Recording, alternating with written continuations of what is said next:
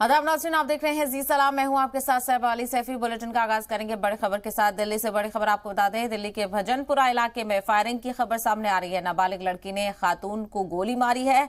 गोली लगने से खातून शदीद तौर से जख्मी बताई जा रही है। महिला के बेटे ने नाबालिग का रेप किया था। पुलिस ने नाबालिग लड़की को गिरफ्तार कर लिया है। महिला को एक नाबालिग लड़की ने गोली मारी है और इस हैरत अंगेज गोलीकांड में खुलासा हुआ है कि नाबालिग लड़की का जख्मी खातून के नाबालिग बेटे ने ही मुबैना तौर पर रेप किया था। इसी बात से गुस्सा होकर रेप मुतासिरा लड़की ने मुलजिम की मां को गोली मारी है। तो बड़ी खबर दिल्ली से आपको बता दें, दिल्ली में फायरिंग का मामला पेश आया है। भजनपुरा बताया जा रहा है, दिल्ली के भजनपुरा इलाके में फायरिंग हुई है। एक नाबालिग लड़की ने एक खातून को गोली मारी है। गोली लगने से खातून शदीद तौर पर जख्मी बताई जा रही है। हालांकि इल्जाम बताया जा रहा है कि जो खातून है उसके बेटे ने नाबालिग लड़की के साथ मुबैना तौर पर रेप किया था और पुलिस ने नाबालिग लड़की को गिरफ्तार कर लिया है।